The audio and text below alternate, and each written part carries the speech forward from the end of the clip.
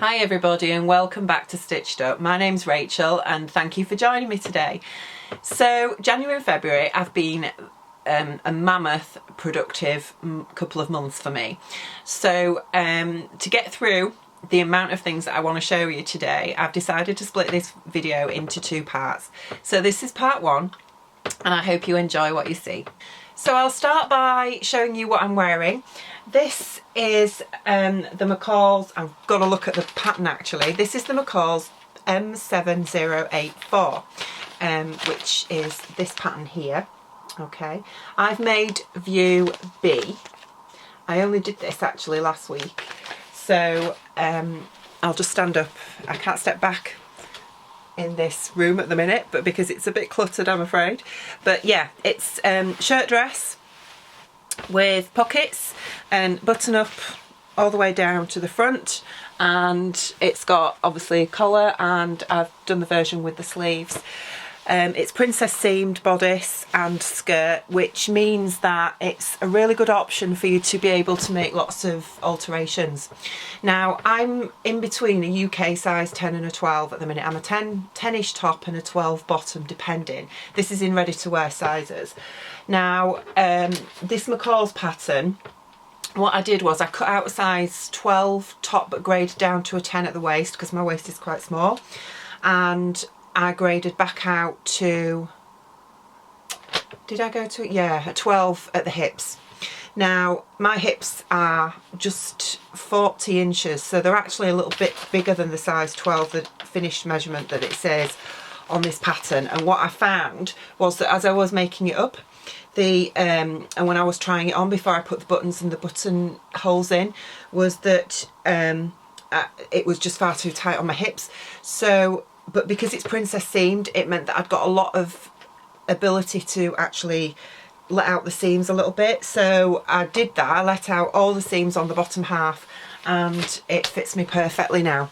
This is, as I say, I'll put some pictures up anyway so you can have a look, but this is the pencil skirt version. I do quite like wearing pencil skirts. So I'm really pleased with how this has come out. I've top stitched the button band, I don't know if you can see that there, on both sides, and yeah, I'm really happy with it. So I'm just waiting for some nicer weather to start wearing it really. So yeah, that's my first make. So moving on, you can probably see next to me my mannequin has got a garment attached to it, and this is another McCall's pattern that I made last week.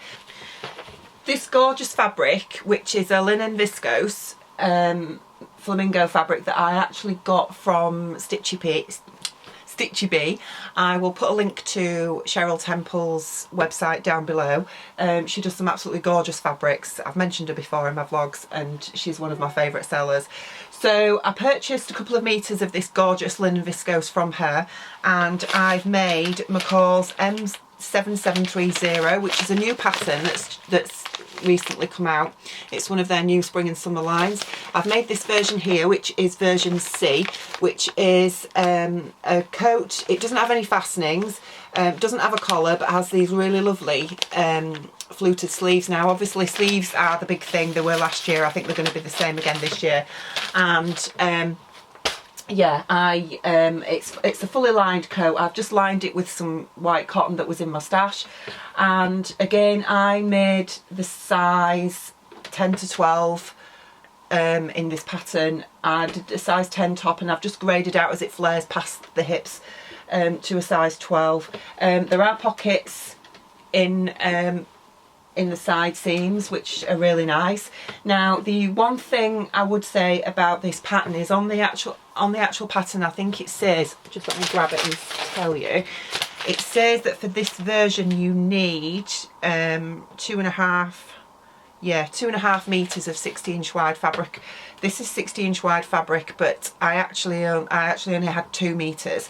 I did manage, even though it's got obviously a directional print with the flamingos, I did manage to get everything out of the 2 meters, apart from a couple of the pocket linings that I had to use the lining material for as well. So, but I'm really pleased with how this has turned out. as I say, I had to lengthen this slightly as well because I'm tall, I'm 5'10", and so I did need to lengthen, put a couple of inches on the length, but it was fairly straightforward, and I'm hoping that once we get some nicer weather, I'm going to get lots of wear out of this over the spring. So sticking with McCall's, this month I decided to venture into menswear. I do think there is a menswear challenge that's happening on Instagram at the minute. I can't remember the hashtag, but if I find it, I will put the link down below for those of you that are interested. I'm married, got a husband. He's been on at me for quite some time now to make him a tweed jacket.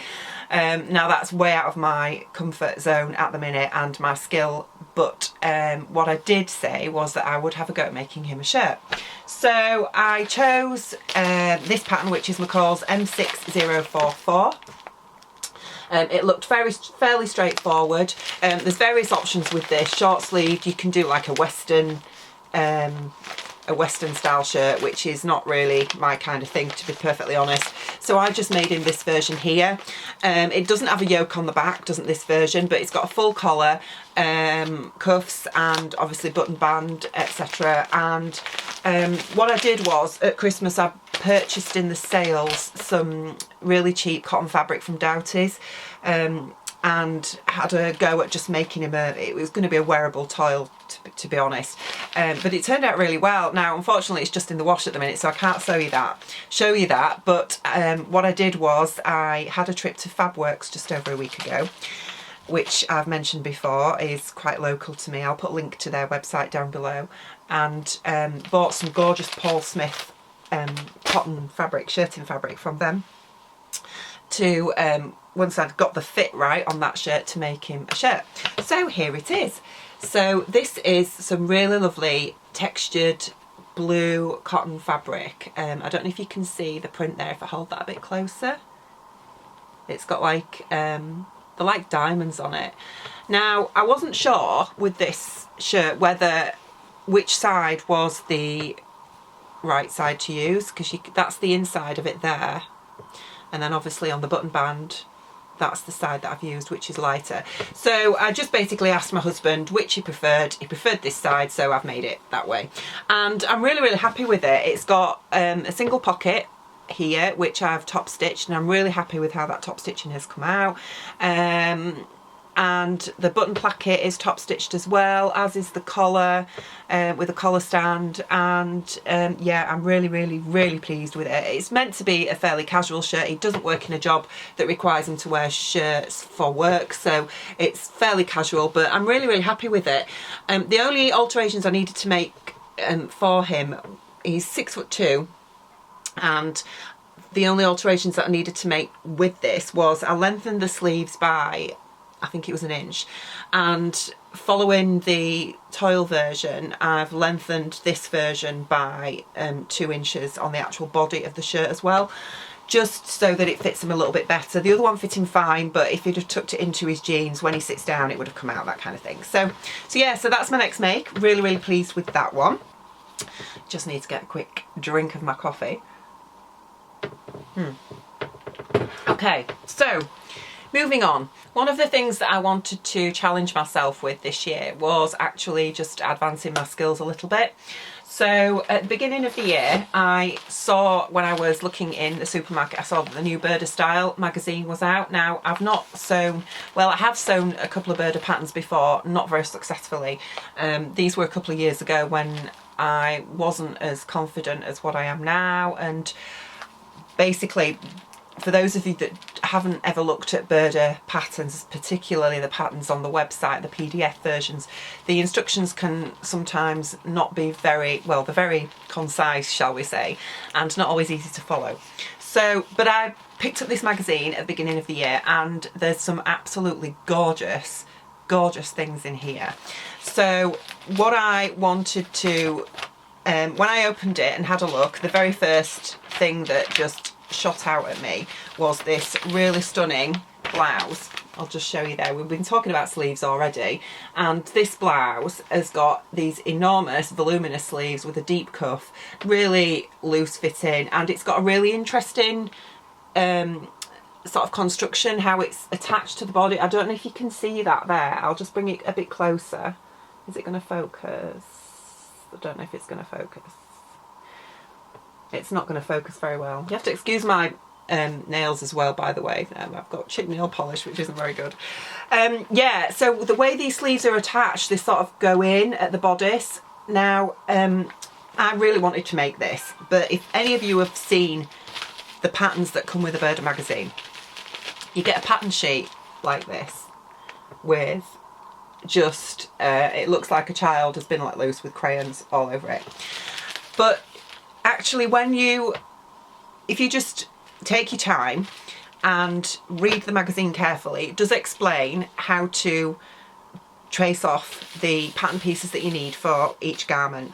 I'm not going to go into that now because this video will be too long, but I will put a link to a couple of other YouTubers that have given some really, really good instructional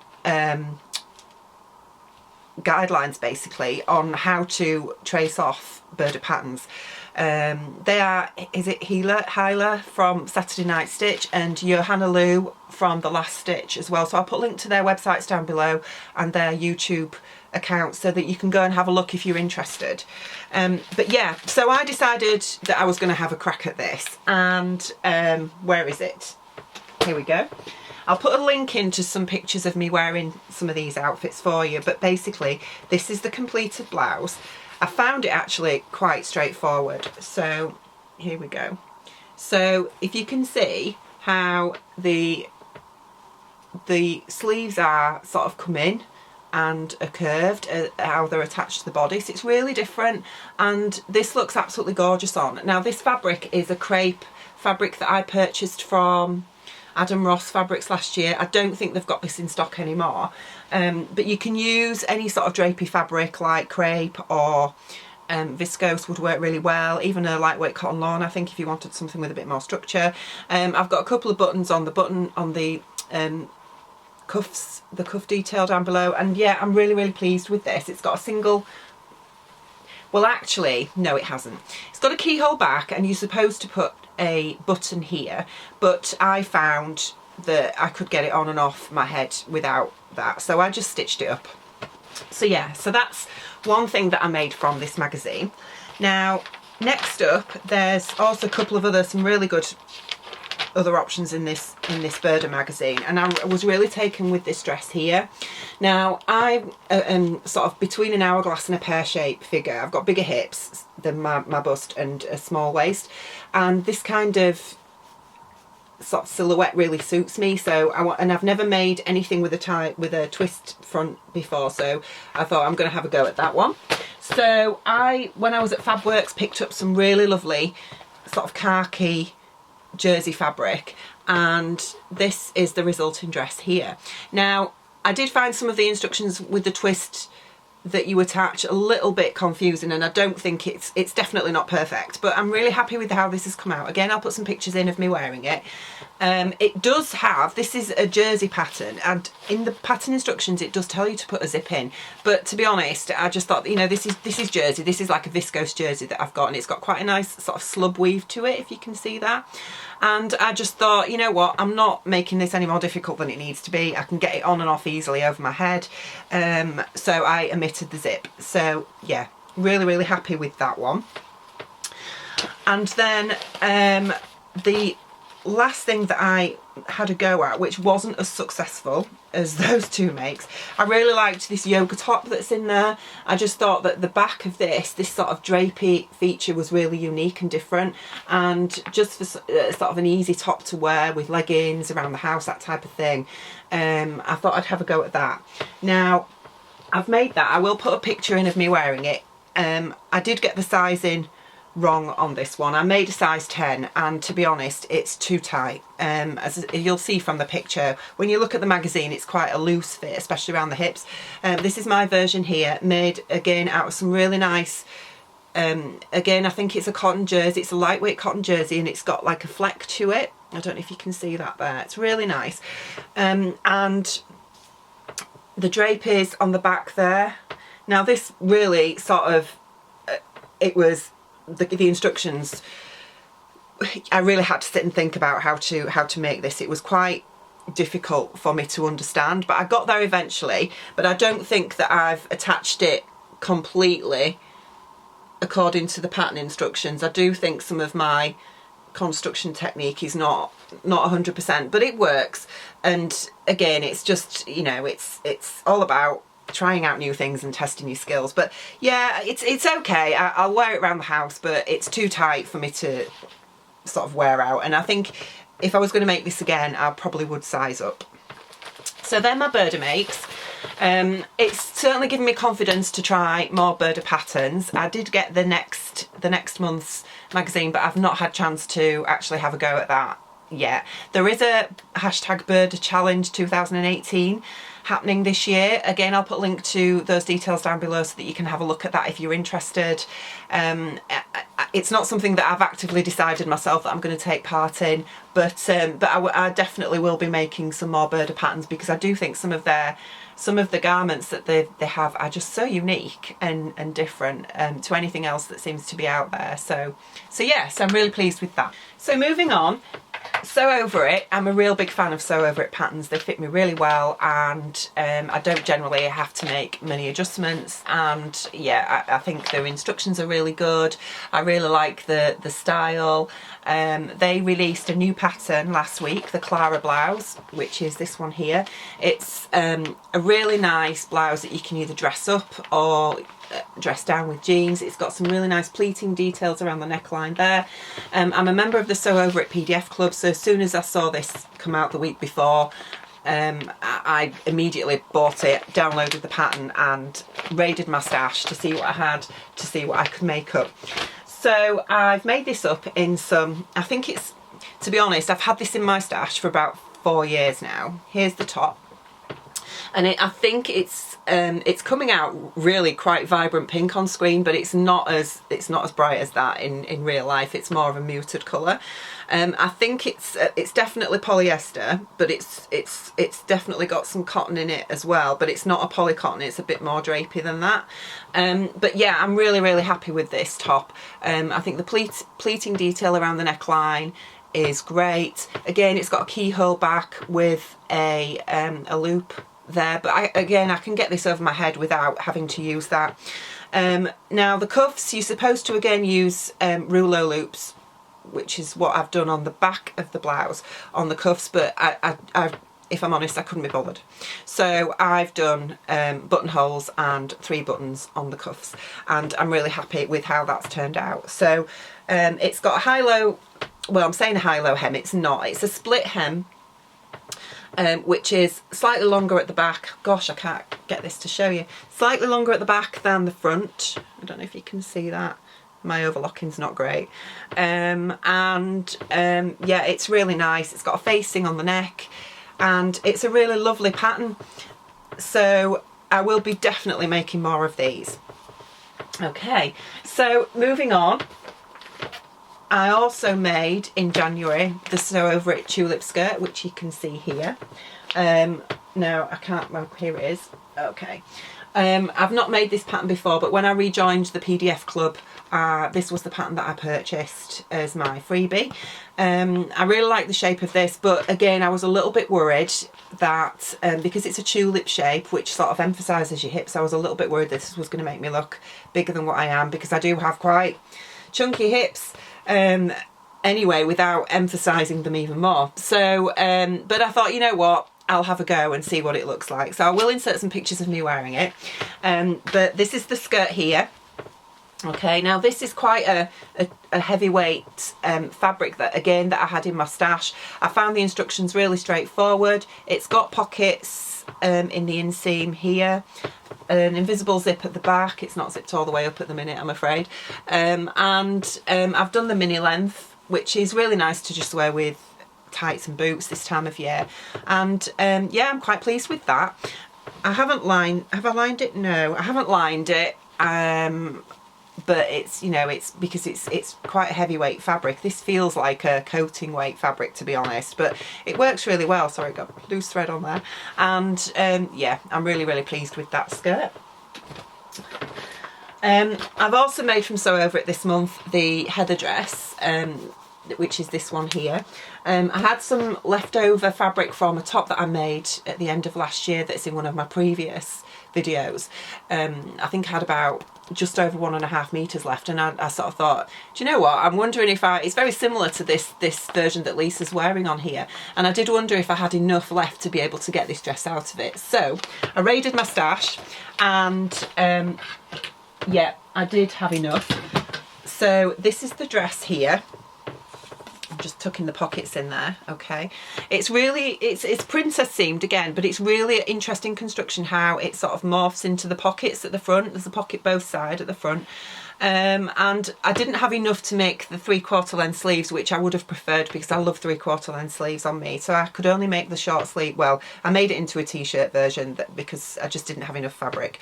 But I'm really happy with how this has turned out. I did find some of the instructions a little bit not difficult, because Sew Over It instructions are usually really good, and it was my fault. I ended up the piece that sort of is the pocket piece, I'd got it stitched to the side piece just the wrong way around, so I had to do a bit of unpicking, and it left me scratching my head a couple of times, but I think now I've done one, I will be more confident doing another. So I'm really happy with this. Again, I'll put some pictures in of me wearing it, and I've already worn this a few times already. It's really comfortable. I made a straight size 10 in this, and I was a little bit worried because, again, as I say, my hips are not a size 10 hip. I'm really a 12, but I was a little bit worried, wondering if it would be too tight, but I'm really happy with the fit on this. I think it fits me really well, and if it had been much bigger, it would have just, I've got an itchy nose, it would have been too big. So yeah, so that's my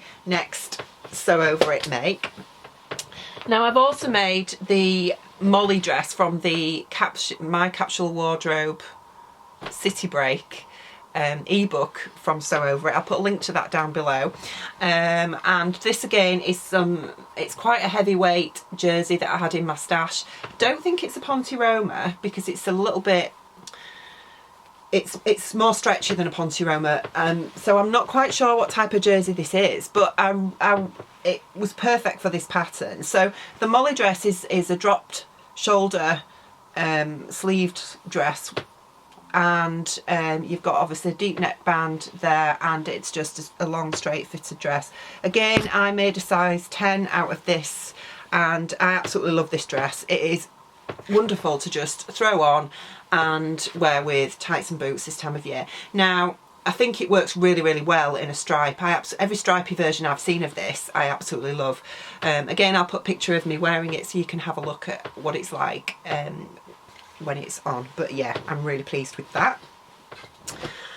We're getting there, guys, we're getting there. Now I also this month decided that I want to, well, this year I really want to have a go at making a pair of jeans. Like a lot of people out there, I've been sewing now 4 years, and I do think that yeah, it's about time I had a go. So in the My Capsule Wardrobe City Break ebook, there is Sew Over It have done a pattern for jeans called the Mia jeans, and when I bought this fabric from Stitchy Bee, they also, Cheryl, she's got a YouTube channel, has Cheryl anyway, and on one of her previous vlogs that I had a look at a few weeks ago, she showed some really gorgeous new denim that she'd got in, some lightweight denim, so I purchased the lighter version from her and thought I'd have a go at making the Mia jeans before I venture into what we call proper jeans, I guess. So yeah, so I followed the instructions in the ebook, and here are my jeans. So this is a really lovely, gorgeous, lightweight denim, and it's perfect for these jeans, which to be honest are more like a jegging style. Now I've top stitched it with some light pink, I don't know if you can see that, let's just see if it's going to focus. I don't know if it's going to focus, guys, but I've top stitched it with some pink, light pink top stitching thread. I looked on the, I just googled some designs for pockets and just free motioned that design on the rear pockets there. These jeans, they don't have a back yoke, as you can see. They have rear pockets, but they don't have any front pockets. Now I should have used a jean zip, a metal zip, but I didn't have one in my stash and I really couldn't wait to get these finished. So I just used a plain white nylon zip, which it works for these, but obviously if I was making proper jeans I would use a proper zip. So far I'm quite happy with that. And I also, the fly is not the best, I'll be honest. I've still got to do a lot of work on perfecting a fly finish on jeans and trousers. So but I used a metal jeans button for these. Again, I'll put a picture of me wearing them. Now with these, I can't remember what size I did. I think I did a 10 to 12. So I think I did a 10 waist and graded out to a 12 at the hips, and they are a little bit snug. There isn't a lot of give in these jeans, and the instructions do tell you to use a denim with at least 20% stretch for these. So although these are stretchy, I don't think that I'd got the sizing wrong. I think it's more that I needed a fabric with a little bit more stretch, to be honest. But you know, I can wear these with a longish top, and yeah, I'm really pleased with them. It's given me some confidence to have a go at proper jeans. So at some point this year I think I'm going to have a go at that.